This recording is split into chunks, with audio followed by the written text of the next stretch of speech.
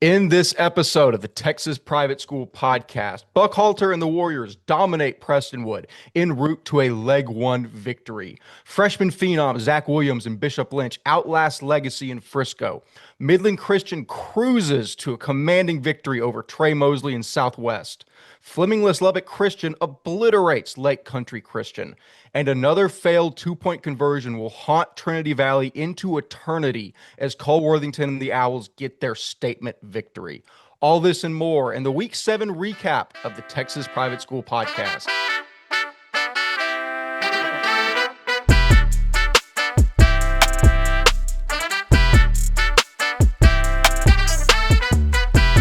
Hello and welcome back to another episode of the Texas Private School Podcast. As always, I am one-third of your hosting crew, Wes Tolleson, joining you from the home of the Cotton Bowl in Dallas, Texas. Walker Lott and Ryan Schroeder call in from College Station and Oklahoma City, respectively. Gentlemen, it was a fun week in Texas private school football, an even more fun week in college football. That's a lie. I enjoyed private school football more, as I always do, but there's some things to talk about either way. But we are here to bring you all of the action that occurred. But briefly, Walker Lott, I'll turn to you first. Yep. The only thing that I really care about from this weekend outside of the private school space is that Texas A&M is better than Florida. Florida is better than Texas. I'm not going to make the last jump there in the transitive property. I'll leave that to the people to decide. But you were on site and seemingly very close to the action yesterday. What did you see from the tight end that decided to play like a quarterback for Florida? What are those seats that you got? You gonna explain those by any means? I had a friend of mine give me on the field like pregame and postgame passes. So during the game, I wasn't on the field, but like pregame and postgame, I was. So shout out to my friend. But it was fun. It was a good game. I'll leave it like this because I don't want to go into a rant. A&M right now this is their most balanced game they've played so far. And A&M plays a game where you don't ever feel like they're gonna lose, but they stress you out into the final minute until like the midway through the fourth, you go, okay, we're good, we're gonna win. But like, they never make it comfortable, but you never feel like you're gonna lose. So I guess that's a good thing, right? You know, you always feel like you're gonna win. So the biggest slate of the season comes up now, where we were on the road three straight times. Arkansas with the Bobby Petrino black magic that he does over there at LSU and at Missouri. So those are three tough games for us. If we win those games, um, I might be going crazy because that's where it gets really interesting for A&M. But other than that, I mean, there were some interesting games, right? Where Oregon loses to Indiana. That's huge. Tennessee barely escapes Arkansas. Texas comes alive. Um, where it really wasn't like a big time offensive performance. It's just Mateer and OU looked awful. He was not ready to come back one bit. Uh, almost barely escapes Wazoo. That should drop him at least a point, and we should go above them. USC dominates Michigan. I mean, pretty good slate of games, to say the least. I mean, A&M should be a top three team in the country. If you want to rank Indiana above us, sure, but like we're no lower than four for sure. And does Tennessee? I mean, I guess Texas jumps back into the top 25, and they're going to rank them top 10 for some reason because they always love Texas. So, good week of college football and a great week of Texas private school football. I definitely think so. My main takeaway from the game yesterday is I would like Mike Elko and Jay Bateman to co-officiate my wedding, just because I don't think there is a possibility that any team can score or get a first down on third down. Those packages are quite literally a work of art. It's a Yep. beautiful thing. Ryan Schroeder, Oklahoma State also played football yesterday. I don't know if you would like to talk about that, but Connor Wegman did things that aren't like Connor Wegman because I didn't like him at A&M. But your thoughts? Just Yeah, we had some shirtless dudes. I mean, like, what do you guys want me being to dudes, say? yeah. Guys being dudes, Section 231. I'm hoping that turns into a what's it called Tradition. tradition. Someone put that on TikTok yesterday. They're like, "Is this the new tradition at Oklahoma State University?" And I was like, "Low key, that'd be really funny if just Section 231 of a student section every single game had shirtless dudes." I don't know. Be kind of funny, but no, other than that, honestly, I don't care. I might try to go to homecoming next week just to be at homecoming, but we play on Friday night, so I don't know. The only good part about homecoming is gonna be the walk around, and I'm gonna miss that. The game's gonna suck, so who cares? Well, that is depressing. And And can we go back to that, Wes? You liked Connor Wegman. I have text proof of being like Connor Wegman is going to be the future of Texas A&M football. You 180 on him is He's the kind of future of Houston football. yes, he is. well, the funniest part of all of that is there is times as recently as this season that anytime Marcel does something wrong, I'm like, Wegman back now. I need Wegman back. I just like to come. Des Ricks got like murdered on 3 plays, and Walker's like, he's our best corner. I'm like, I don't care. I want him gone. Put Bussy at corner. I don't obsess over Aiden football as much as I used to, and I know like big players and things like that. I really just like to complain. That's what I figured Real. out about myself. I have the worst case of battered Aggie syndrome on the planet. We're 6-0, and I still feel like there's a good chance that we go basically lose every other game. We'll see. I don't know where my own mind is, but I'll have Duke basketball to look forward to regardless of the outcome. That being said, we have spent enough time on the collegiate football slate. So now we will get to the more important part and talk about the TXPS Media Football Scoreboard, powered every week, as always, by Mr. Ryan Schroeder. We will leave the top 5 games in the left-hand column for further analysis here shortly. But we will start with a game that Walker was live and on site for, apparently the Jackson Coleman show, where Concordia Lutheran faced off against Central Catholic. Dude, yeah, it was an amazing game, honestly, for this Concordia Lutheran team. I started out first drive for Central Catholic, interception Jackson Coleman. They go down the field, touchdown Malik Liberty. Next drive, Central Catholic drives down, one-handed interception with one of the best things I made. Sports Center top 10 moment again for TXPS. Max Preps took our tweet. Legitimately one of the greatest plays I've seen all year and probably in the past couple years. But Jackson Coleman, man, sensational. So then he goes down. They score. He scores on a jet sweep. So that's 2 touchdowns for him. Or 1 touchdown, 2 interceptions in a quarter. And then something else happens. And then he scores again at the end of the start of the second quarter, like the first minute of the second quarter. Jackson Coleman probably had legitimately the best quarter of football I've seen by a player in 5 years, maybe. Like, I don't even remember. Like, Chain back in the day when I watched him in high school was amazing. I've seen some other great players. Like, Quinn Ewers had some good plays. Connor Wegman was great in high school. Like, Harold Perkins was awesome. Like, I've seen a lot of great players. I don't know if I've seen one quarter of football in that first quarter like Jackson Coleman did. 2 interceptions, basically 2 touchdowns. Um, unreal, basically. The rest of the game, I mean, Concordia's defense looked stout. Central Catholic ran some up-tempo offense. Antonio Guevara looked okay. Matthew McLean on the outside. I guess Soto's going to be the guy now. I don't know if they're still switching off. But Soto throws 4 interceptions. Not a great night for him. McLean catches, I think, 2 touchdowns on the night with a Guevara for the third. Guevara looks good, man. I like Matthew McLean on the outside. Other than that, it's just not enough to compete in TAPS D1 this year. Is it Matthew McLennan? McLennan, sorry. Okay. Was I saying McLean like the Yeah, someone's the I receiver? just heard McLean at the last one. I was like, Sorry. wait, hang on. No, Yes, dude, it's McLennan. I was literally tagging. I was like trying to tag McLennan, and I was like McLean. I'm like, I don't want to tag him, bro. He's gone, bro. Like, I Yeah. gotta get rid of him now. But McLennan looks good. He's like a 6'2", 6'3" receiver. I know he was a quarterback coming in, but he looks good on the outside. Guevara's a true Saturday guy. Has the side, has the athleticism. I think he's a true Saturday dude. Definitely one to watch. Other than that, like Avin Houston, man, Hawaii commit, and he looks impressive. They put him at corner in the first half, and they moved him to safety in the second half. And you saw his presence being known more in the second half. And I wish they'd do that more often. But overall, I think Central looked okay. They're not going to compete this year, sadly. Concordia Lutheran, though, are in the driver's seat for that second spot right now in TAPS Division One, District Two. Jackson Coleman is a top 5 athlete, probably in TXPS and especially Division One. I'd have to look through and like rank them, but like there's not many more I would want on my team than Jackson Coleman. He can do it on both sides. He's going to be an all-state player on both sides. He's a Saturday type of guy. He's an FCS player. Like he's everything you want. Like I don't know how you don't want him on your football team if you're a college coach right now. Like he's legitimately that type of player. Hins with 3 interceptions, 2 touchdowns, does it all. Just outright, he will be our DPOY of this week. Just putting it out there, like legitimately.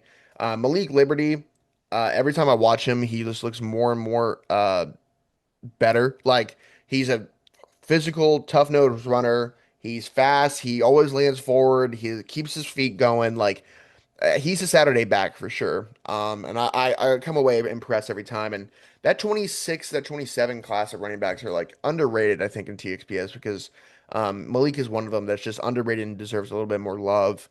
Other than that, Ryan Nejic, the quarterback, comes in this year. I think he does everything you need him to do. Good player. He's sneaky athletic with his legs, where he can move out of the pocket and make some explosive plays happen. You have other guys like Nathan Walker looks impressive. Rome Stanford, I swear, like he's coming to his own now. Where like if you told me when you look on him on the field and you say, okay, that guy's starting for 6'8" Katie or Decaney or Spring or something like that, Tomball High, and you said that guy starts for him, I'd be like, that makes sense. That's how impressive he looks. Had an interception last night. I think he's a great player. I think he's a Saturday guy as well. Man, I think this the team doesn't look bad when you look at them as like just from top to bottom. They look like they have players, right? So even the backup running back, I forget his name, looked impressive that night. Offensive line is all like 6'1" to 6'4" above. Like they're a solid D1 offensive line. Like I think they can win some games this year, and they have been. And I know Concordia plays St. Thomas in a couple weeks, and that's going to be the game to be really watch and see how good is this team. Overall, big win. Concordia wins 38-21. I guess I should say the score. Big win for Concordia. I'm excited about this team. They're loaded with talent. They have some pieces. You just have to see these pieces go. So shout out to the guys. Big win over Central Catholic. Definitely so. Staying in the south of TAPS Division 1, St. Michael's falls to Houston St. Pius X 31-23.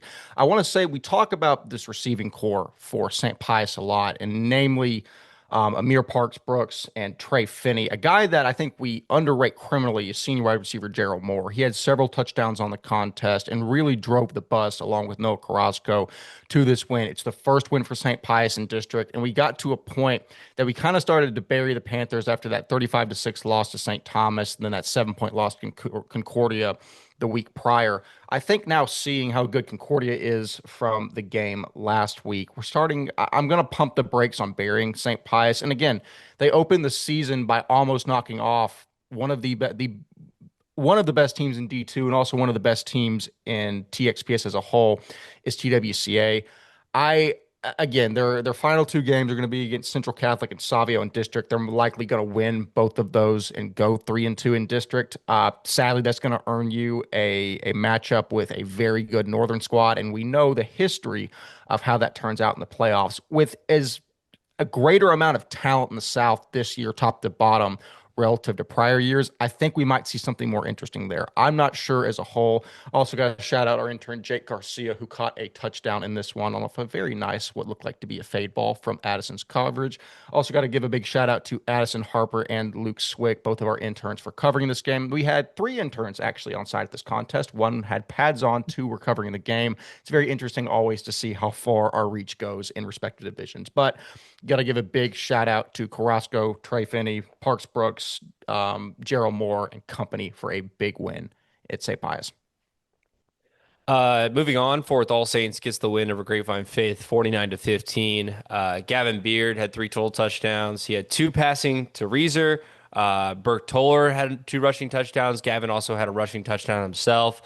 Jordan Billings had a rushing touchdown. Keon Adkins had a punt return for a touchdown. So overall, pretty much BTA for Fourth All Saints. Luffy had an interception and a fumble recovery in this game, as well as Caleb Clark also had an interception. I mean, this is just another example of All Saints is just absolutely showing, even in district play, even with the Grapevine Faith team that when Wes was on site said was really, really talented. All Saints is just going to always keep doing that. Austin Cosby and Cody Bowman look to share snaps for Grapevine Faith. I'd be interested to know whether that was just like, kind of like garbage time or honestly if Cosby ended up going down, but I surely hope not. But they basically shared snaps with completions, and I'd be interested to know how that ended up. But overall, Grapevine Faith will look to come back next week as they face off against Walker's SCS down in Fort Worth. Oh gosh, leave it alone. Moving on to the next game, a big win for Hyde Park, 24-14 over Brook Hill. From what I see, this is kind of a comeback victory for Hyde Park, where it was 14-3 in the third quarter. They score a touchdown to make it 14-10. They take the lead 17-14, and then they seal it at 24-14. The game sealing interception was Wyatt Smith, the senior, the do-it-all guy, defensive end. We talked about him more the offensive line last year. He's moved over to the defensive line tight end role this year, and he's making his presence known this year. So shout out to him. Um, Man, that's a statement win for Coach Roby in year one of his program and his tenure at Hyde Park, right? Where I mean, I think we all thought that Brook Hill was the kind of the clear number two guy in that division in that district, and especially losing Houston Shaw, you kind of uh, pushed away the idea that Hyde Park could go back up there, and they did it this year, man. So congratulations to them. A statement win for Coach Roby. This is kind of what you see where the just tenacity doesn't matter who's lining up in front of you. We will do everything we can to win the game, and you saw it this week. Comeback victory. Shout out to Hyde Park. Big win. I don't have any stats for you, but I'm guessing Crawford Moffitt looked good. Hudson Hart looked good as well at the receiver position. I'm guessing Bartholomew at the running back spot looked impressive as well. So huge win for Hyde Park, a statement win. Excited for the future of this program. Absolutely. Moving on to TAPS Division Two, or staying within TAPS Division Two, excuse me. Grace Prep gets a massive win over Brentwood, 42-21, where junior running back Noah Bonjour, who quietly has established himself as one of the best in the division, rushes for, get ready for this, 273 yards off 25 carries, averaging 11 yards per carry and 2 touchdowns, which even more surprising. That is his second 200-yard output on the season. It's the one, two, three, fourth time in 6 games he's rushed for over 100 yards. This kid is an absolute freak, especially doing this in a decent Division Two. We're going to see if they can carry this forward in a game against Brook Hill next week. I can already probably tell you what the outcome is in Regents on the 25th, and then hopefully not against Grace Community on the 31st, although stats this season would tell you that Grace Prep might be the better Grace this year, which feels like a knife in my heart to say. Outside of that, Cohen Jurgensen, the senior quarterback, had also a fantastic contest with 300 yards through the air and 2 touchdowns, throwing those 2 touchdowns to Jackson Bryson, the sophomore talent, who went for 137 yards receiving, while Garrett Lawhorn, the senior, gained 98. All that being said, Brentwood is a solid team this year. However, they're in a pretty stacked division. We're going to see if they can parlay this forward in the games upcoming. Next game on the slate, Lutheran South defeats Second Baptist, a game now that will probably go in history. I can't. When was the last time do y'all think Second Baptist lost to Lutheran South? Mm, Oh, it's been a while. I don't have it in front of me, but I over would a bet decade. I bet it's been a minute. Yeah. Obviously, things for Second Baptist with the way that, season is shaken out with Cannon Tune being hurt at quarterback, as well as some other pieces being gone from last year. Second Baptist is not the Second Baptist of old this year, at the very least. But Lutheran South played a really good game. I watched this game. It was 21-20 for a good chunk, and then I think Lutheran South hit a field goal down the stretch to basically secure 24-20 with about, I think, maybe 6 to 7 minutes remaining in the game. So from there on out, I'll give a couple shout outs real quick. Senior Holt Teichman had 24 for 34, 201 through the air, 2 touchdowns. His 2 receivers ended up being Robinson for 74 yards and a touchdown, and Noah Harris for 39 yards and a touchdown. On the ground, Teichman also took 83 yards himself on 17 carries. So pretty much total night for Teichman. Just balled out, took it himself. So not much else in front of me here from the statistic wise. Can't really tell you what SBS had because they don't put their statistics in Max Preps. But other than that, 24-20 final. Lutheran South gets a win of all wins against Second Baptist, first time in a minute. Yeah, I was trying to look for while you were talking to give you that stat of like when exactly they did it, but it doesn't seem like they played each other until district, and I don't think they've won a district in a while. So big win for Second Baptist. Going to the next game, in a very interesting game, Brazos Christian only beats Hallettville Sacred Heart 14-6. For what we heard at halftime, it was 7-0 Brazos. Hudson Jacobus kind of got an injury scare in the first half, came back or after like 20 minutes in the first half. The touchdown in the first half was to Carson Ramsey. Um, and that kind of was a very interesting thing where the defense, held him down, right? The defense held him to pretty much 6 points the entire game, but the offense with Hudson Jacobus out really didn't show out. Um, the interesting thing is in the second half, Brazos Christian only had 3 drives in the second half and made them count with Hudson Jacobus throwing a 50-ish yard touchdown to Reed Jackson and also stopped Sacred Heart on the goal line with 1 minute left to secure the win. So a big win for Brazos Christian. Definitely not what you expected going into this game, right? Because that's a little too close for comfort for Brazos football. But I mean, if there's any resiliency you can take from this one, that's kind of what you want going into the next game, which is the biggest game in TAPS Division 4 this year, with Brazos Christian going to face Central Texas Christian. But resiliency, pure resiliency without your starting quarterback, big win for Brazos Christian. Absolutely. Moving down to some SBC 4A ball. Episcopal best St. John's 35-21. Ryan, we're sure for that on the score because Max Preps tells me 28-14.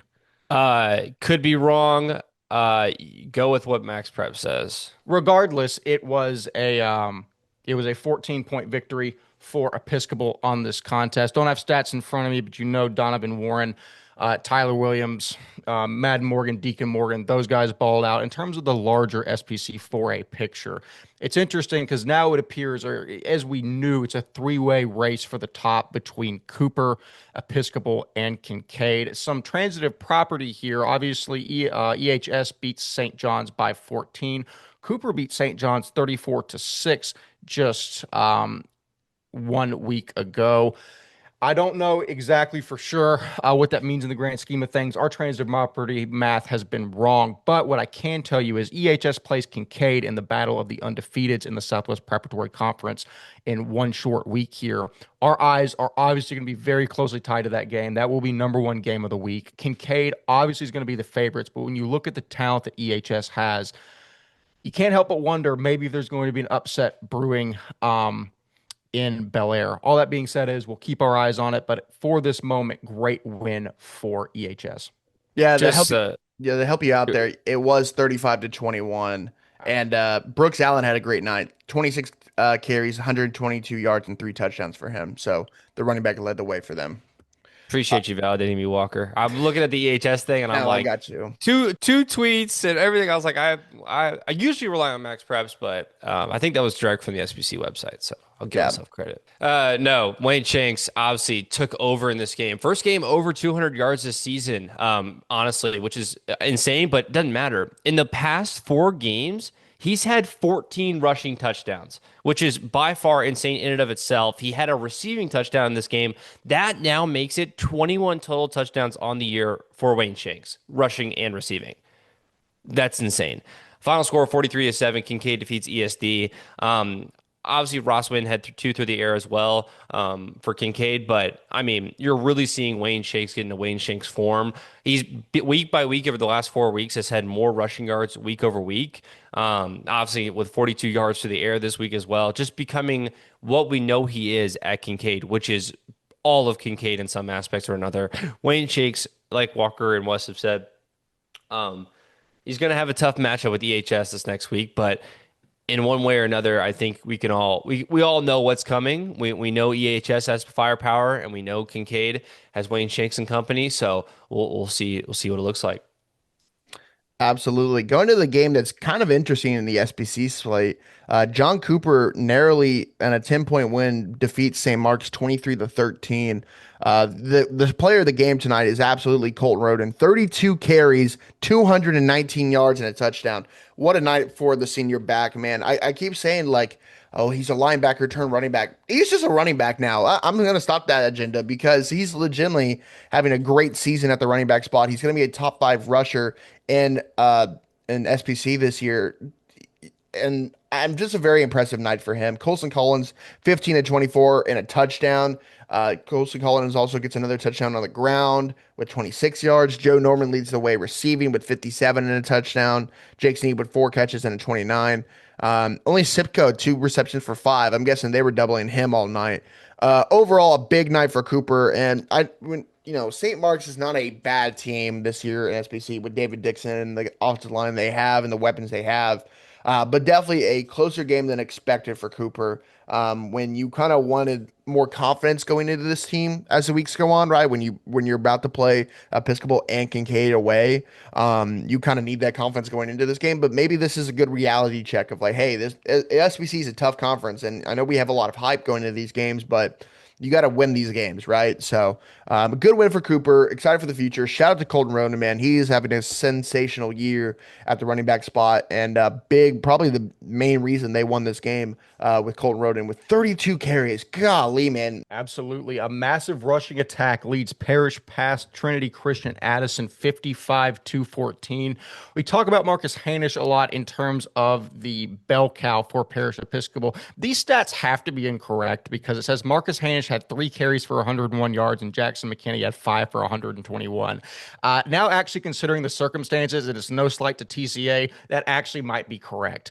That being said, I mean, both of those guys are fantastic. Also, not even mentioning they almost had a third 100-yard rusher in quarterback Jonathan Phillips rushing 4 times for 97 yards. I just want to put this into perspective. If those stats are correct, Phillips averaged 25 yards a carry, Hanish averaged 33, and Jackson McKinney averaged 25. We have spoken extensively in the past about Parrish being one of the best passing offenses in the state. Now, when you look at guys like Marcus Hanish, Jackson McKinney, and Jonathan Phillips, those dudes can run the ball, especially behind that incredible offensive line. We might be seeing kind of a rotation in Parrish. Logan Lucero is fantastic. And obviously, when you have guys like Beckham Smith, Siler Cook, and Jalen Pyle to throw the ball to, you're going to be fine. But this is the biggest thing, and it's what we talked about a lot in Sawyer Anderson's freshman year. They had a guy like Andrew Paul they could give the ball to in a break the glass type situation. Not even that. He was the focal point of their offense. Yep. That takes so much pressure off of a freshman quarterback when you have 3 dudes in an insane offensive line that can just push forward, and allow the defense to get sucked in a little bit. And then, oh, guess what? You got the Michigan commit on the outside. You can just bomb it to from one of the best freshman quarterbacks in the state. All that being said is they handled business. They did what they needed to do with TCA in front of them. They have now backloaded their schedule with Liberty Christian and Prestonwood in back-to-back weeks. We will be live and on site for that Liberty Christian game at Parrish. Book it right now. That's the game of the year. If you put a gun to my head and so you got to pick a team right now, I'd be a dead man. It is going to be so fun. We are going to have all the coverage. But as for this one, Parrish keeps it rolling 6-1. The Panthers claw forward. Next game up, Fort Worth Christian defeats TCS Lubbock 59-14. Fort Worth Christian, that's 6-0 Fort Worth Christian for you at this point now. On homecoming night down in Fort Worth, they absolutely crushed in this game. Landon Gigliotta obviously passed for a few touchdowns. The score at halftime, if I have this correct in front of me, was 42-14. I assumed that starters came out, but then I kept scrolling down the score tracker and Gigliotta threw another touchdown in the fourth quarter. So clearly they are prepping for what is going to be the All Saints game here in 3 weeks. They go to Midland next week. That's another insane game as well. All things considered, Fort Worth Christian is in the driver's seat of their own path until they face Fort Worth All Saints in this game against Midland. That is 100%, I have to believe, game of the week. Going to be a game of the week this next week, Fort Worth Christian Midland. Yep. So you'll hear a take on Thursday about that. But man, I'm really excited. 6-0 Fort Worth Christian. They're back, baby. Yeah, moving on to the next game, and probably in the TAPS Division 3 ranks, probably the most important game of the week. Bernie Geneva loses to New Braunfels Christian 48-41, and a game where it's massive, truly massive.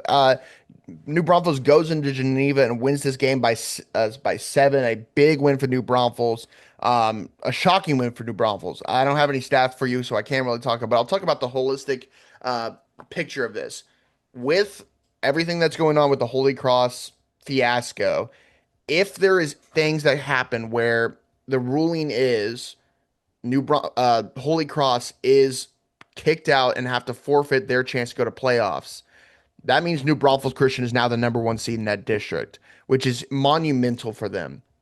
This is why that game mattered so much because this is the fight for the number one seed. Yes, do I still think teams like Covenant and Lake Country and all those teams are probably the favorites in every matchup against this Southern District? Yes, but still, that's an easier path to this title game where you don't have to place a Dallas Christian or a Lubbock Christian on the way to a title game, right? Well, this is a huge implication for New Braunfels Christian.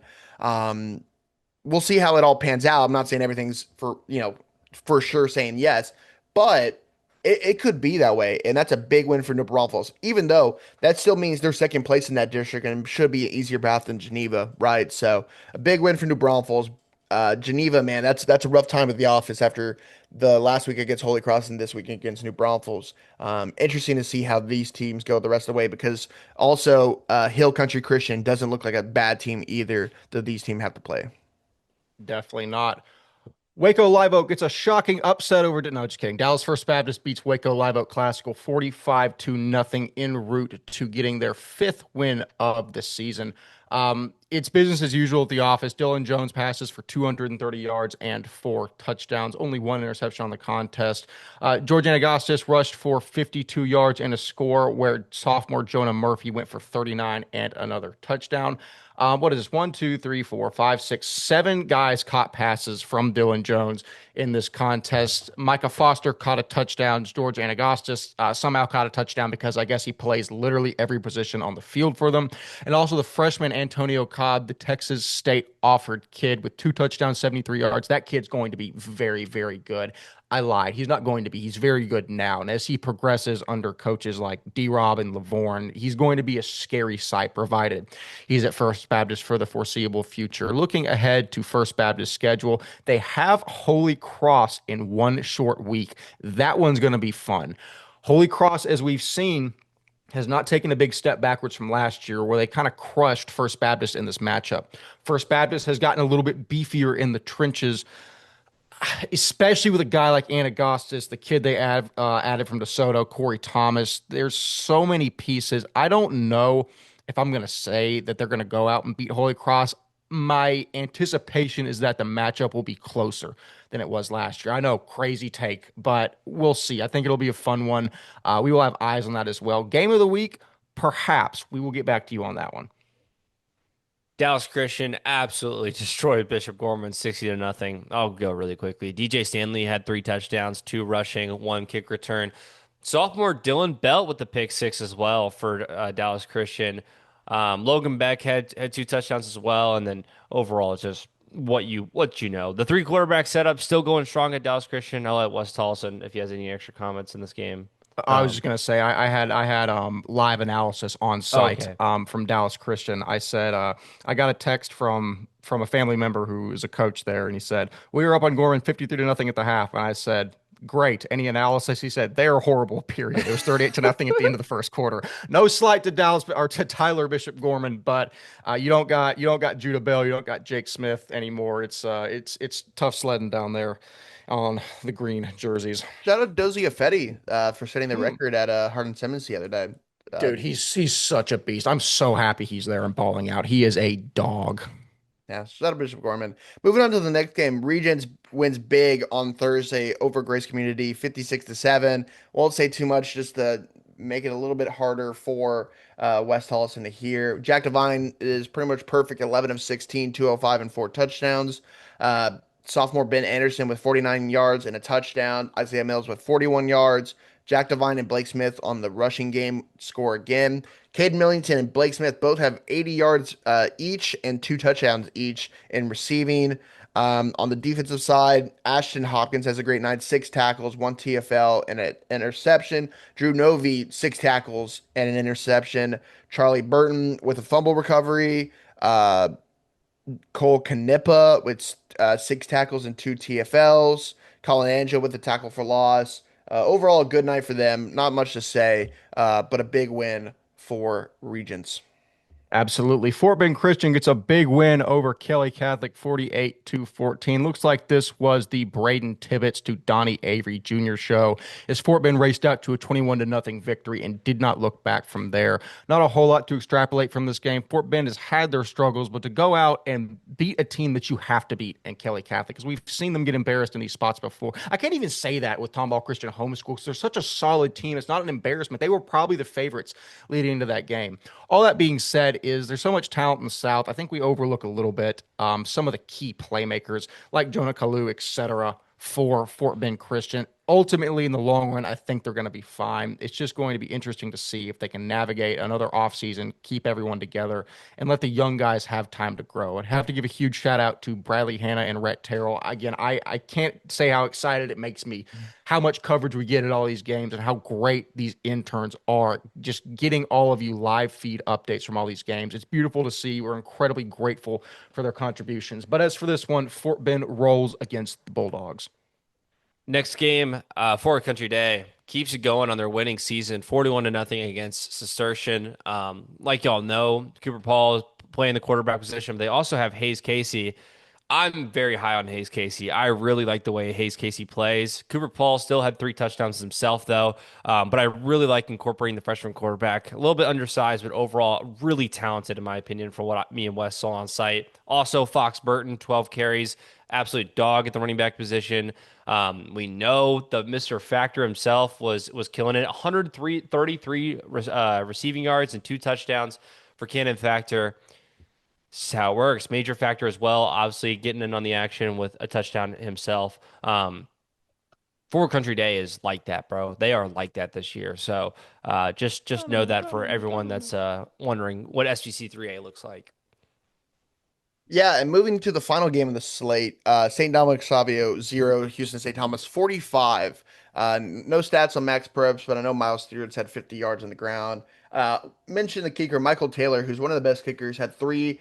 He tweeted out that it's some of his best field goals on the season so far. 47 from the left hash, 42 from the right hash, and 41 from the left hash. Big night for him. Not much to say. It's a Savio. They're a down team. St. Thomas, one of the best teams in there. One thing I want to mention going to another game, but we didn't put on the slate, and I want to mention Dallas Covenant loses to Tyler All Saints, 31 to 21. The All Saints Episcopal Trojans beat the Covenant Knights.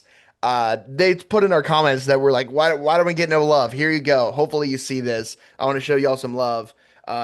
Manny Miser, 10 of 16, 262 and 3 touchdowns.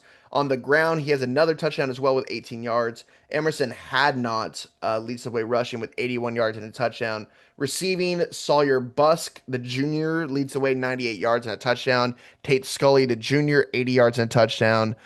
Defensively, let's see, look at the defensive side. Wow, Reagan Ford, the junior, 17 total tackles, 12 solo. What a night for him.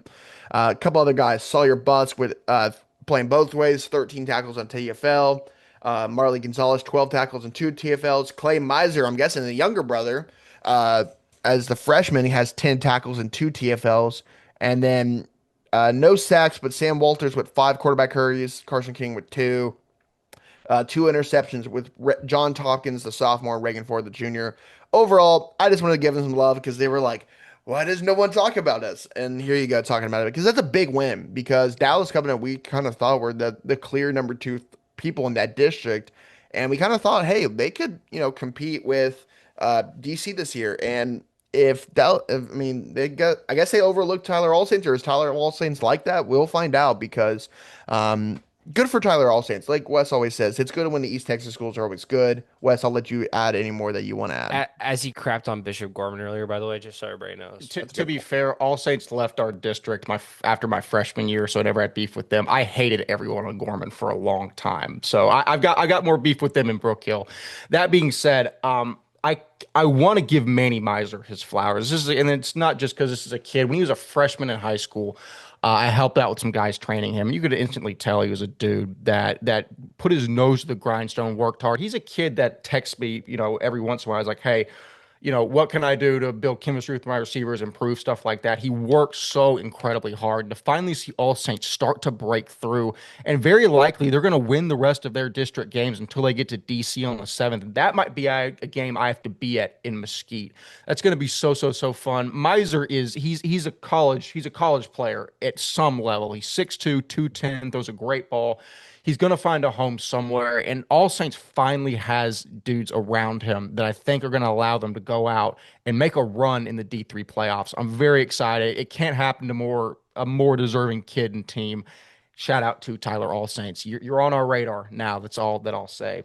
And now we are going to move on to our 5 games of the week that we previewed in the Week 7 preview episode, starting with the granddaddy of them all, Prestonwood at Liberty Christian. Liberty lays down the law in Argyle as they dispatch Prestonwood 38-24.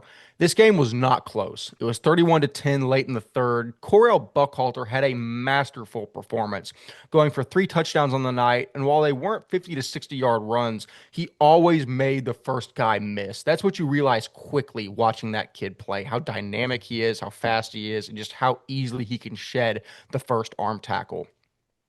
The receiving core is the most fascinating part of this team for me. You obviously lose Janasek, Brown, and Hawkins, but those guys weren't replaced with Power 4 level transfers as we've seen in the past. The guys stepping up are junior Lincoln McCamey, sophomore Graham Nixon, and dudes that have been with this program. It absolutely solidifies my rationale for stating a few weeks ago that Liberty Christian was the favorites because it is in that system. We talk a lot about Cooper Witten, less so about his father, who has built a machine that has proven if you stick tenacious guys who buy into the system in it, it spits out wins like a Chuck E. Cheese ticket machine. Back to McCamey. That kid is a playmaker, dude. Ever since I saw him obliterate Marcus Hanish last year, you just know that kid sticks his nose where the football is and makes it happen. He's that TJ King archetype, but actually with a couple state titles. He is a firecracker. Sophomore wide receiver Graham Nixon is also a dude. Transferred from Argyle over the offseason where he was a JV quarterback, and that kid is just built like an athlete. I'm not sure if he's the heir apparent or if Carter Zingelman will be back for the 5th time, but as of now, he is a big target for Quinn Murphy. 6 foot, 175, 4.5 speed as a sophomore. He's one of those dudes like McCamey where you can literally line him up anywhere on the field and he's going to make plays. Can't escape this game without talking about senior quarterback Quinn Murphy, who was also dealing on this contest. 3 touchdowns to McCamey, Buckhalter, and Nixon. And with the departure of the senior 25 class, I think he's got to be the best quarterback in TXPS. Seeing that live solidifies that, especially proving that he can still do it without those 3 Power 4 targets at wideout. I know Divine, Santi, and heck, even Nico Anderson might like a word, but as of now, that is my opinion on the matter. Something I haven't even mentioned is that Cooper Witten, who has been virtually the Warriors' entire offense up to this point, except for Buckhalter, averaging over 10 catches, 180 yards, and 3 touchdowns per game, played 2 offensive snaps. 2. He appeared to be on a bit of a pitch count, and also the spot he was playing was McCamey's position before McCamey went out due to injury. Regardless of reason, the one knock on this Liberty Christian team was that their offense appeared to be one-dimensional. Well, they tied a hand behind their back and they TKO'd one of the top 3 in the state. Gentlemen, I said a couple weeks ago when we were on a Twitter space that just based off a gut feeling, I felt like Liberty Christian was going to be the favorite in TAPS Division 1 at that point in time. Seeing that yesterday, like I said, solidified it. We're going to figure out very quickly, again, that Parish game, if that's true. As of now, I think it is. I've spoken at length about the system. I think it works.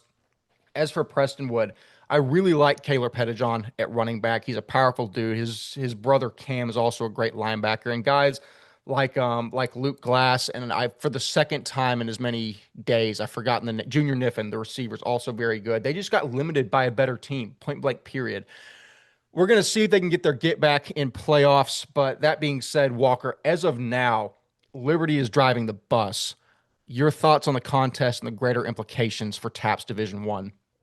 Dude, I think this is they have the talent. Like they didn't get like a buttload of transfers in, but the transfers they had mattered. And the guys who are stepping up like Cade Violi and Jed Hare and guys like that are really making impact statements in this one. I mean, it's a big win for them. I'm really impressed. You talk about Quinn Murphy. I think he is without a doubt the best quarterback in TXPS. Like I don't think there's anything to say he isn't. Um, we said on the space where you don't get Baylor quarterback commits often in TXPS, right? Where he's a true power four guy. He could have gone a lot of other places, but he's stuck with Baylor. Where I guess it's a good idea because what Sawyer Anderson is doing or Sawyer Robertson is doing over there is a big thing. So good for him. But legitimately, like he has the most experience of any quarterback at playing right now, and he is showing why it's effortless for him right now, and that's a big one for him and the weapons he has around him. Coral Buckhalter coming up from D3, and it's effortless for him against one of the better defenses in the state. Man, I just think this team is really, really good. And you talk about the guys who are just in the program like Nixon, McCamey. It's just so impressive, man. It's a big, big win for them. So many guys doing it. It's, last year you could talk about like, okay, it's Chase Garnett, Cooper Witten, or Brady Janusik, Jalen Hawkins, here and there Quentin Brown, here and there Quinn Murphy. You kind of had guys, all right, they're going to make the plays. It seems like it's a holistic team this year that there's so many guys that are just, it's a well-oiled machine, like you said, where Witten has this program like, if you're on the field, you're going to be better than your other player just because I'm going to outwill you. I'm going to out physical you, right? So big win for them. This program is legit. As long as they have Witten at the helm and the program, the culture they have, it's a scary sight there up in Argyle. So big, big win. It certainly is. Ryan Schroeder, that was leg 1 of the District 1 Grand Prix. We'll see leg 2 here in one short week. But as for this contest, your thoughts on Liberty dominance? No, y'all hit this pretty well, and we hit this in the space too. Just talking about how Prestonwood maybe isn't of the caliber of maybe the other two teams at the top of this area, and also the fact that Bishop Lynch is a dog too. But after the Legacy Bishop Lynch match, and after and we'll talk about the Legacy Bishop Lynch game, but after Legacy Bishop Lynch, and now Bishop Lynch and Prestonwood, and then now Prestonwood and Liberty, it's like it's hard to gauge whether Prestonwood's in the same category as Liberty Christian and Parish, but also the fact that Liberty Christian, I said this on the space too, like Quinn Murphy just makes players better. Quinn Murphy is a quarterback that is a P4 commit, Baylor commit, high level quarterback, and now they got Cooper Witten who to pass the ball to. Like overall, I'm really thinking Liberty is back in the same position that they were last year. There is a guy named Mr. Novikov who may have something to say about that, but I guess we'll figure that out this week. Ryan, phone. Phone. No, Walker's on his phone. Yeah. Okay. Can I say why? No, Yes. that was too clear. When people at home can see he's on his phone, I don't like to say that because then people can just make the assumption for themselves. No. Penn State just fired James Franklin. That's why. Billy Granville, head coach. Yeah. So okay, my question is, Wes Tolleson, quick reaction. Who's going to be the new head coach at Penn State? Sam Pittman. Awesome. Ryan Schroeder, do you have a guess? Jim Knowles. Nice. I think Jimbo Fisher. All right, let's move on. It's the wrong Ed Ogeron. Dude, no, it's gonna be the Indiana head coach. That's gonna be their first call. Mr. Siggy? I don't know why they don't just promote Knowles. I think they'll promote Knowles if you want my take. We'll find out. Unless Knowles just gets fired himself. I'd say just go insane and go get Bobby Petrino, but I hope they keep Bobby Petrino. Lane Kiffin? Arkansas. Here's why I don't want to spend not for them. Why would Lane leave? I don't want to spend too much time on this. I just ranted to a couple other people this morning when there was talks about him getting fired, but people are too trigger happy, bro. Too trigger happy. But okay, no. Made the CFP last year. Won a game in the CFP last year. Brings in good recruits. They win good. Like they win. You lost to Northwestern. You lost to Northwestern. You can't do that. Okay, this is the biggest problem. This is the biggest problem. People just trigger happy out the wazoo. Like we do not need to be firing coaches left and right every single time they lose. They've lost all 3 games by a combined 12 points. Like dude, and their quarterback's out. Like you just gotta. But I but don't okay, understand but okay, why. but No, James I Franklin has never won the big game at Penn State. He's never won it, and now he's losing the bad games too. You can't lose to UCLA and you can't lose to Northwestern and think last year they you were were the in the project you were the CFP. projected They were in number the one team in the CFP country. last year. You were the projected number one team in the country, and People are you too lose to trigger happy. Northwestern. Too, They don't too even have a trigger happy. football stadium. They don't have a football stadium right now. But you know who their quarterback was though? Preston Stone. Keystone. Preston Stone. I think Anyways, that's a good tie back to private CXCS. school. Let's keep going. That's exactly why. That being said, after a short little fun intermission, we'll now move on to much more exciting things than FBS football. TAPS Division One football, where Bishop Lynch played at Frisco Legacy, where Legacy fails the Schroedometer as they fall to Lynch by a touchdown and will not eclipse the 500 mark in district play. Matias Leon went 22 for 37 with 269 yards and 2 touchdowns, 49 yards rushing. The freshman Zach Williams had 10 receptions for 149 yards and 2 touchdowns. My God, is that kid good?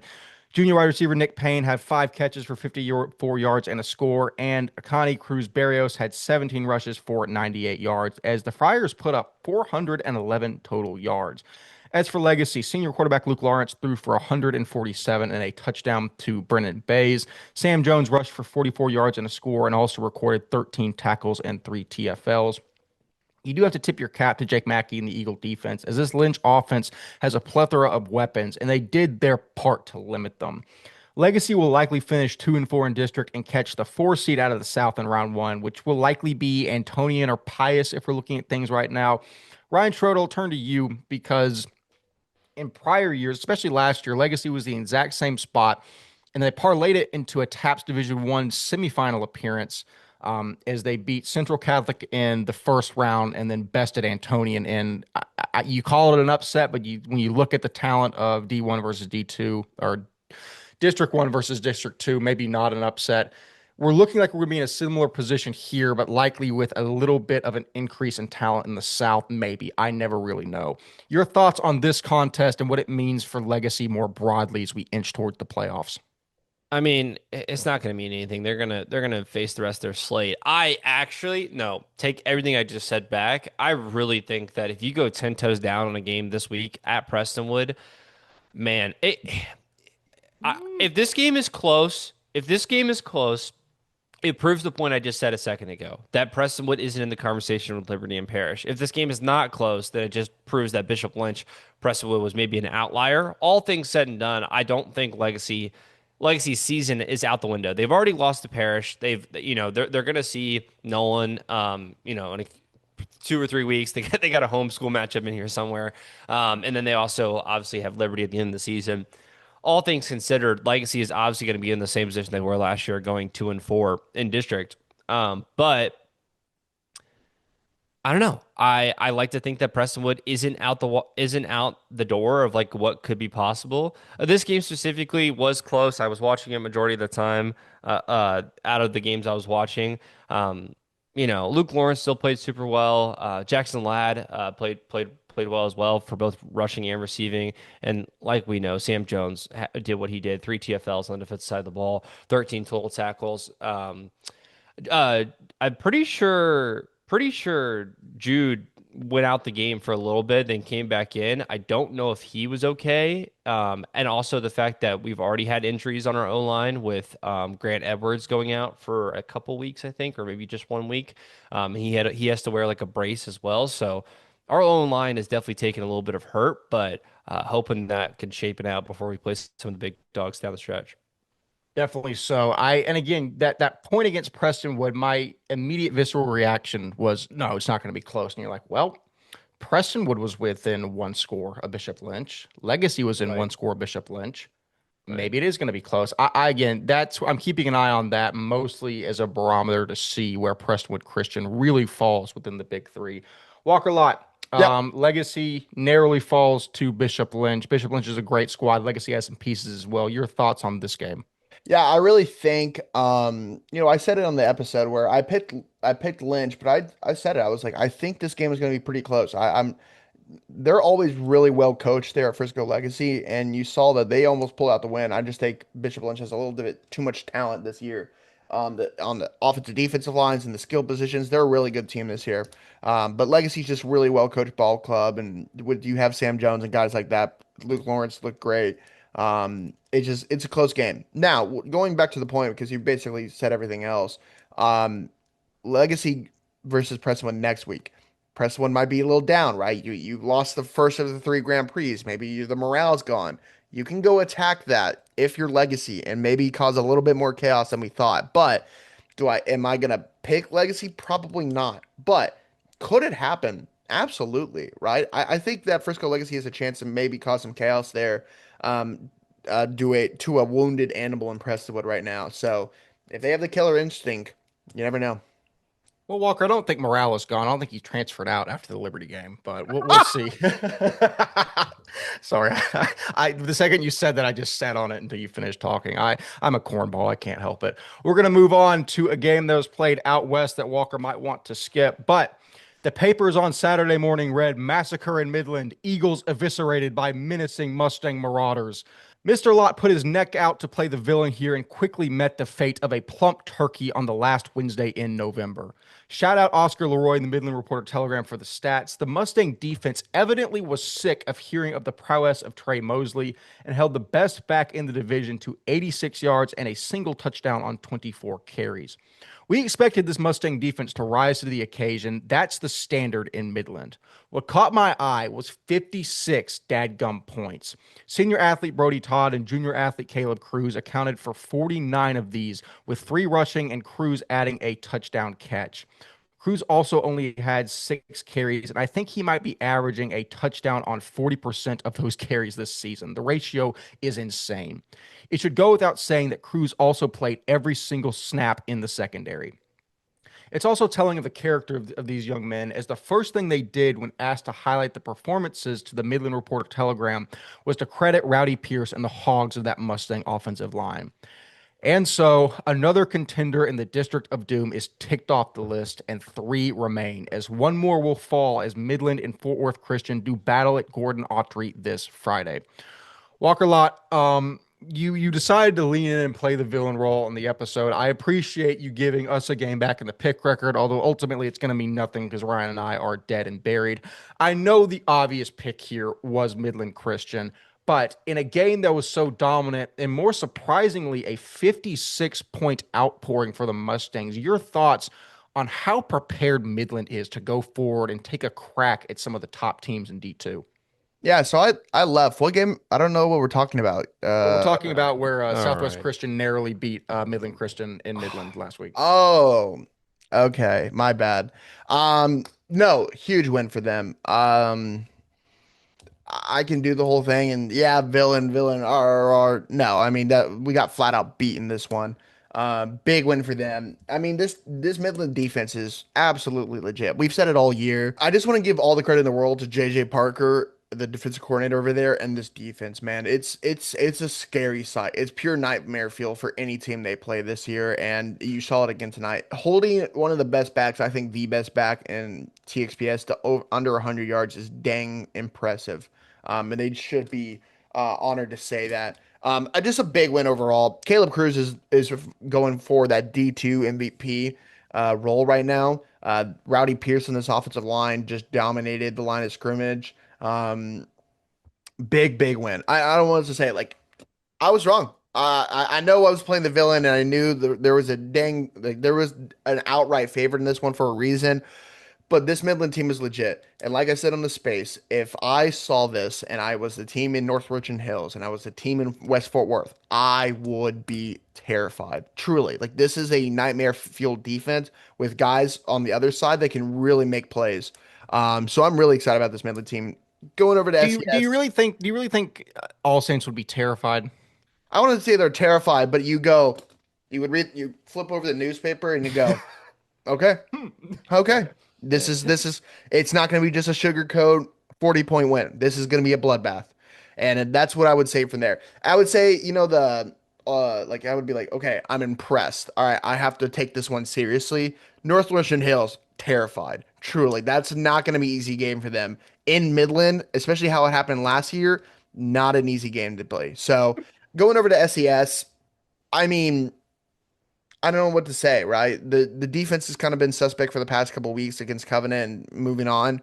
Um, can they still make playoffs? Absolutely, right? With Trey Mosley and everyone else around, I think they can make playoffs. The game is going to be the Grapevine Faith game. That's a high-powered offense against a rough defense versus a high-powered offense versus a I don't know defense, right? So I don't know. That's good. They're going to be fighting for that fourth place spot in that district to make playoffs. I don't know who I'm picking that one. I mean, I do, but like I don't really know how that game is going to go. So overall, I think SES still has stuff to play for. I know they're. I wouldn't count them as a title favorite anymore. I think that you can cross that off the list. But I do think they still have stuff to play for, and I hope they understand that even after losing like this against Midland. Absolutely. Ryan Schroeder, as we ditch one more contender in the District of Doom, your thoughts on a dominating performance by Young, Hayes, and company from Midland Christian? Yeah, I mean, this is the what I said on the space was, and I'll really just wrap really quickly, is that I would have expected Trey Mosley to account for more touchdowns. I would have expected Trey to literally take over to the point where they would have scored more, and I don't think I would have expected Midland offense to have this much. But thanks for being on your phones. With that being said, all things considered, Midland SES, absolute BTA. Midland's got two insane games upcoming. I was Yeah, retweeting B whatever. Bateman's That's cool, intern bro. interview That's after cool. the game. That So I'm I gonna, was so doing I'm gonna, THPS I'm gonna, stuff. Ryan, I'm gonna, what's your reasoning? I'm gonna I tell you. also saw a notification for B. Bateman and was going to do the same and then got beat by Walker Lott. Listen, if it's business, it's fair game. I need to stop doing that. Moving forward, we're gonna flip over to TAPS Division Three. Okay, I was gonna say I don't think Ryan Schroeder's coming back, but listen, you can't leave us, dude. We're stuck together. It's fate at this point. Yep. Yeah, okay. Dude, Lake I'm Country versus six. versus Lubbock Christian. No Fleming, no fear. Chase Jackson, the Eagles soar past Lake Country 65 to 19. Senior quarterback Chase Jackson took over at quarterback 2 weeks ago when Fleming went out with a hand injury against New Deal. He's a transfer from Friendship, who's very talented. The main guys that stood out in this contest against Lake Country were him, Day Atkins, Keaton Lee, as well as Kamal Atkins. Jackson went 19 for 27 with 300 yards, 3 touchdowns, and 9 carries for 26 with 2 touchdowns on the ground, bringing his total to 5. Day Atkins, who I mentioned in the preview, is a gosh darn monster. That dude is a freak. 14 carries, 257 yards on the ground, 3 touchdowns. Woof. Keaton Lee, 7 receptions, 154 yards, and a score. Kamal Atkins on the defensive side, 12 tackles, a tackles for loss, and one big ol' sack. Well, I think Ryan Schroeder called this pretty accurately. I think Walker did too on the preview, saying that this game was not going to be remotely close. I think it was an even greater margin of victory at 36 points than the spread indicated. Again, the biggest thing to me is we brought this up on the space. We were like, we heard some rumors that Lubbock Christian didn't have Fleming playing. They had the backup playing at quarterback, and I think all of our reactions were they didn't put up 65 points with a backup quarterback. Apparently, they did. They beat Prosper Richland last week as well with Jace Jackson at quarterback. All that said, Walker, it's Yep. it's the effect that we never thought that Jason Fleming was the entire team at Lubbock, but we knew he was incredibly talented to the point that if he went down, we would assume there'd be a step back, and probably a team that has guys like Lake Country would be able to have a much better shot in this game should your star player go down.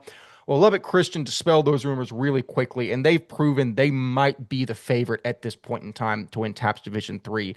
From a dominating effort in this contest, especially with Jace Jackson at the helm, what are your thoughts where the Eagles stand for the Division Three race right now?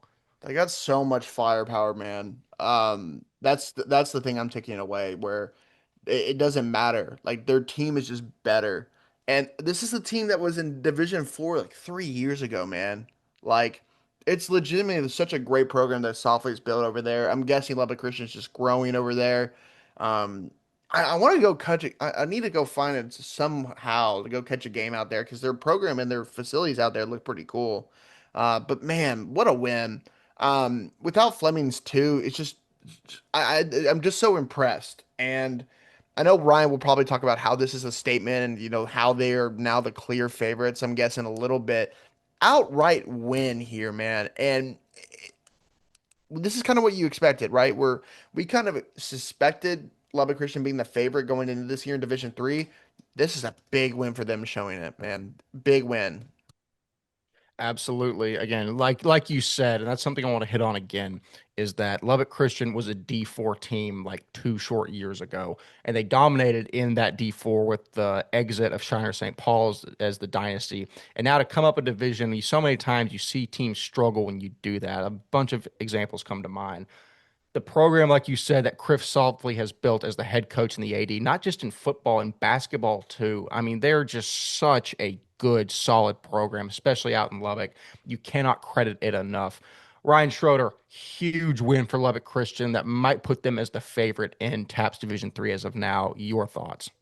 Yeah, I mean, there's a lot going on in San Antonio. We don't really know what Mesquite looks like when they're playing teams like Bishop Gorman. So it's like I don't know what to say at this point right now. I mean, I told y'all I think that they're insane as a team. They got to bye this week. Fleming, if he's back, will have to face his alma mater here in 2 weeks as well. You can't say alma mater. That's not, he didn't graduate from there. He did. The sense of his prior location. Prior location. All that being said, that's going to be interesting. But otherwise, yeah, we won't see anything crazy. I don't know. I think that's it's interesting. Lubbock Christian is definitely in the driver's seat. Softly has got a great team over there. So we'll see what it looks like here in you know what? Instead, we'll see what it looks like in a couple weeks. We'll see what it looks like in like 6 or 7 weeks, dude. I'm telling you, we won't see them. Was that intentional? No, we'll see them play comp in 6 or 7 weeks. We won't see them play any comp before that, at least in my opinion. The best thing about that is we're like literally a year late to this, and I'm still gonna spam it every time it happens. I love being unk. I love it. I love it. I don't care. It's fantastic. That all said, we have one final game to recap on the slate. What might have been the most consequential game that was played this previous Friday. That is Oakridge at Trinity Valley, where TVS just has nightmare fuel once again with a failed 2-point conversion. As for the game, Cole Worthington pushed the Owls out to an early lead with his 10th and 11th touchdowns on the season. TVS would strike back with a rushing score of their own, paired with a 2-point conversion, remember this, for the only score of the quarter as we would go into the half 14-8. TVS would then notch another rushing score to open the third with a PAT to give them a 15-14 lead. Oakridge would then respond with an uncredited rushing touchdown of their own. I'm assuming that the rest of these uncredited rushing touchdowns for Oakridge is Cole Worthington, but I'm going off the Max Pretz game recap, so I'm doing the best with what I have. And after they missed the extra point, Oakridge would claw back ahead 22-15. Caden Tolbert would then throw for the first passing touchdown of the night as TVS would fail the go for dose, but still take a 21-20 lead. Oakridge would then punch it in once again on the ground as they would convert the 2-point try to go up a touchdown 28-21 with 6 minutes left in the fourth quarter. And with a minute left in the contest, Tolbert would drive the field and gain his second passing touchdown of the night, bringing up an all-important decision for the Trojans. Deciding that momentum was on their side, the Trojans would put the season on the line and go for 2 and the win. And in a gut-wrenching sense of deja vu, leave it on the table as they fall to Oakridge 28-27 and ultimately out of SBC 3A contention. Ryan Schroeder, it looks like you're wanting to say something here. You can interject as you please. I feel like I have to because I clearly have this wrong. We all have it wrong, honestly. I don't think TVS has a kicker. They go for 2 points every single time down the field. They made a PAT this game. One, but they're going for it every single time. I know. I don't have to assume. I have to assume it's not strong, which definitely goes into my take that kickers are bad in TXPS. But all that being said, they've gone. They clearly this is something they go for more than just the last play of the game, which is definitely what's my fault. Oh yeah, we saw them kick extra points at Country. Okay, yeah, my bad. But they clearly went for it multiple times. Man, oh my gosh, dude. It ruined their season. It ruined their season. Like this 2-point conversion, dude, it bugs me so much. It bugs me. Knowing that they go for it so much, it bugs me that you don't have a fail-safe in these situations. I'm going to bring up a counterpoint really quickly in that I know how much time these coaches, especially at TVS, spend in the film room and understand their offense. I really do just think it's a numbers game that they think, listen, here's the personnel we have, here's the plays we've drilled. We understand we're taking a calculated risk in this scenario, and that theoretically, 58, 60% of the time this works, and we're comfortable taking that risk here. Ultimately, they got the short end of the stick and it didn't work out. Again, I can play Sunday morning quarterback, armchair quarterback, and say this, and this. Ultimately, I don't know as much of the guys cooking this up, and I'm just going to leave it there. With that being said, these failed 2-point conversions are going to be something that will be talked about at TVS for at least the remainder of the year, because there goes your season as a result. It's just tough. There's so many good athletes on TVS, and they're a team that I think from a talent standpoint deserves to be in the SBC 3A title. It just is virtually impossible right now with the 2 losses, and it sucks because with the current playoff format, that's done. Finito. It's over. Yeah. Walker Lott, you were correct in that. Wait, no, you picked TVS with me. No, you picked Oakridge. Yeah, sorry. Ryan picked TVS. Again, short-term memory loss. You were the guy that picked Oakridge in this game. I thought the burn the boat scenario would play in TVS's favor. Ultimately, Oakridge, Cole Worthington, Luke Dearman, Kingston Parks, etc., gets a statement win, and we will very likely see them in Houston in the SBC State Championship. Your thoughts and your victory lap regarding this game? Yeah, shout out to Coach Jeremy Flowers and this team. That's a huge win for them at TVS, man. It's just like I said on the space, I think it's kind of what we went for what we've seen so far, and y'all both seen TBS. I saw Oakridge, and the weapons they had, man, were just, I kind of thought they were gonna get them there. Granted, I honestly thought Oakridge was gonna win by 14. This is not the result I thought it was gonna be. But the weapons they had, man, was a huge win.